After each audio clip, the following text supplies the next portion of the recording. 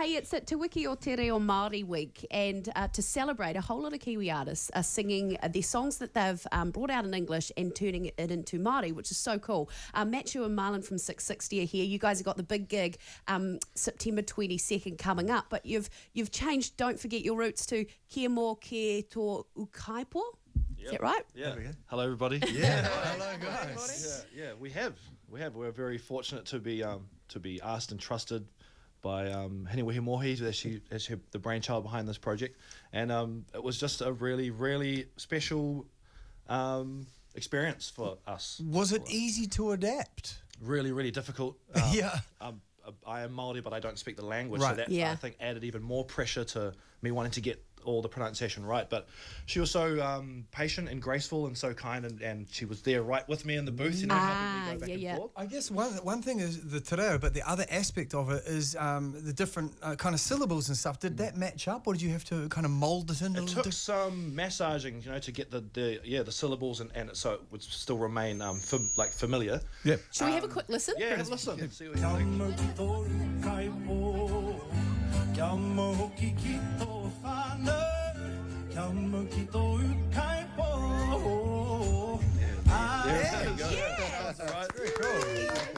So, were you more nervous performing that? Because that's scary. How was it to perform live?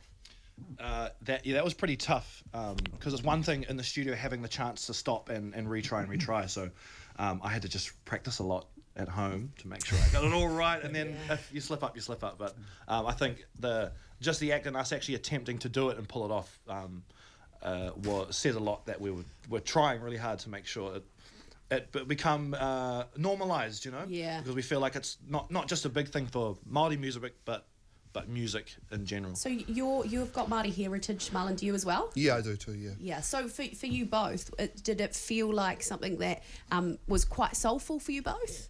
Yeah, well, like Henny I was talking to her a lot during the process, just about, like who to talk to if I wanted to dig deeper into my cultural, because I wasn't brought up with it, but she gave me a lot of names, and it was a lot of that too. This whole process of going through the song is just kind of connecting back with someone who's really endowed with that history. Yeah.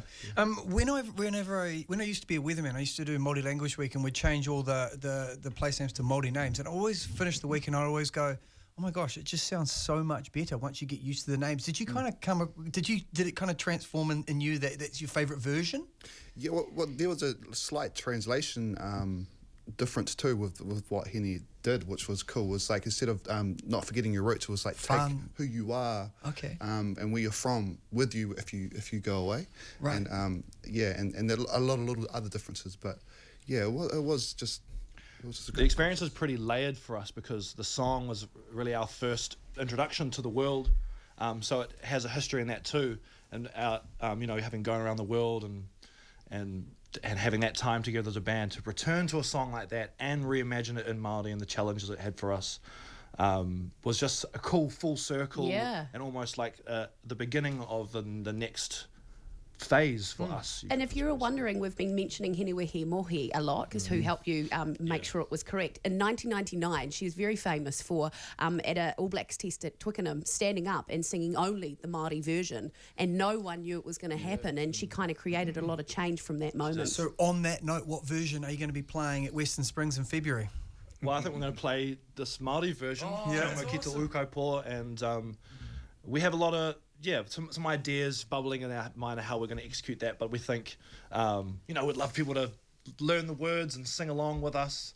Kamite Kamite is actually inside the song. We've had the blessing of putting that in there, so maybe we can. Everyone knows that one, so they've got you've got at least one bit down. Hey guys, thank you so much for coming in. We really appreciate it. You, along with a whole lot of other people, Stan Walker, the Drax Project, Shapeshifter, Kings, they're all giving it a crack as well, which is amazing.